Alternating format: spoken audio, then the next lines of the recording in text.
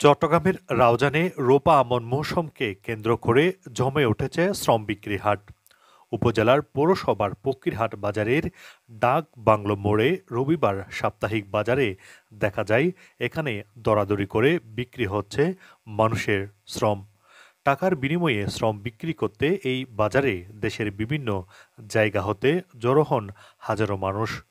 গত রবিবার দুপুরে উপজেলার মানুষ বিক্রয়ের সেই হাটে গিয়ে কয়েকজন শ্রমিকের সঙ্গে কথা হলে তারা বলেন, বাজারে সবকিছুর দাম বাড়লেও তাদের শ্রমের দাম বাড়েননি।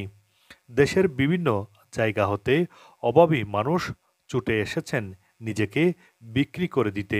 তবে অসংখ্য শ্রমিকের চোখে মুখে হাজারটা অসহায়ত্বের ছাপ দেখা গিয়েছে। এই হাটে কেউ আসেন বিক্রি হতে, আর কেউ আসেন মানুষ কিনতে।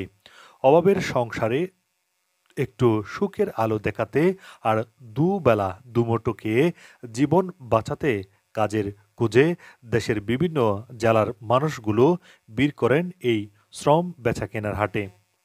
এই মানুষ বিক্রি হাটে চলে ব্যাপক দর কষাকষি। বাজারের পণ্যের মতো করে নির্দিষ্ট দামে বিক্রি হয় হাটে আসা শ্রমিকগুলো। সপ্তাহের বাজারে ২ দিন শ্রম বিক্রি করতে আসা মানুষের উপস্থিতিতে ব্যাপক সরগরম হয়ে ওঠে রাউজানের ফকিরহাট বাজার। সকাল থেকে সন্ধ্যা পর্যন্ত চলে মানুষ বেচাকেনা। আজকে আছে কত টাকা করে চলতেছে? ৬০০। কেমন?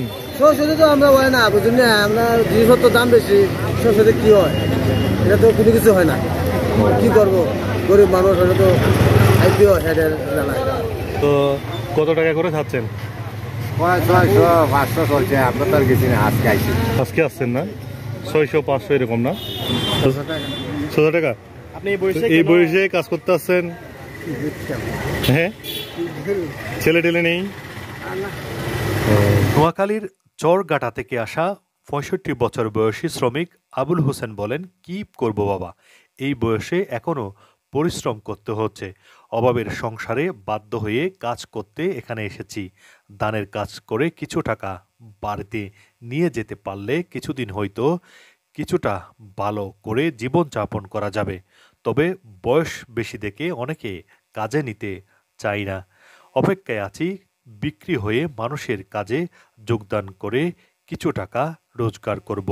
এই বাজারে শ্রম বিক্রি করতে আসা মানুষগুলো রাউজান, ফটিকছড়ি, রাঙ্গুনিয়া সহ বিভিন্ন জায়গায় বিক্রি হয়ে কাজে যোগদান করেন।